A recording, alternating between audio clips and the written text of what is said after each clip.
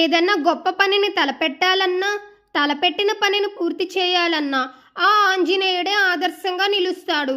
హనుమంతుడు అంత గొప్పవాడు కావడానికి కారణం ఆయన బ్రహ్మచర్య దీక్ష అని కూడా చెప్తారు.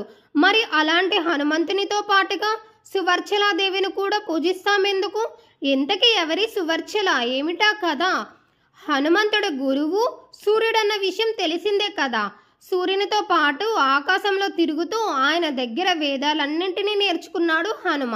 ఆపై నవ వ్యాకరణాలుగా పిలువబడే 9 వ్యాకరణాలను కూడా నేర్చుకోవాలనుకున్నాడు.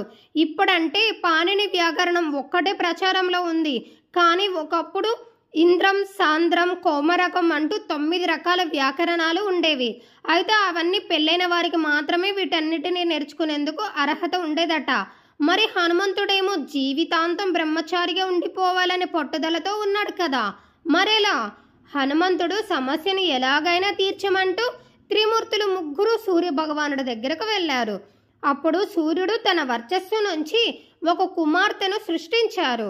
వర్చస్సు నుంచి ఏర్పడింది కాబట్టి ఆమెకు సువర్చల అని పేరు పెట్టారు.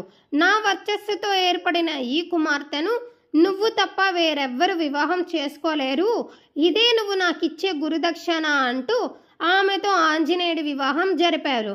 ఆ తర్వాత ఆయనకు నవ వ్యాకరణాలన్నీ నేర్పారు. ఇది సువర్చలాదేవి వెనుక ఉన్న కథ. ఆమె సూర్యుని తేజస్సుతో ఏర్పడి హనుమంతుని శక్తికి ప్రతీకగా నిలుస్తుందే కానీ ఆమెతో హనుమంతుని బ్రహ్మచర్యానికి వచ్చిన నష్టమేమీ లేదు. ఈ కథంతా కూడా పరాశర సంహితలో స్పష్టంగా ఉంది. అంతేకాదు, జ్యేష్ఠ శుద్ధ దశమి రోజు ఆంజనేయ స్వామికి సువర్చలాదేవికి మధ్య వివాహం జరిగినట్లు కూడా ఇందులో ఉంది. అందుకే కొన్ని ఆలయాలలో ఆ రోజు హనుమంత కళ్యాణం చేస్తుంటారు.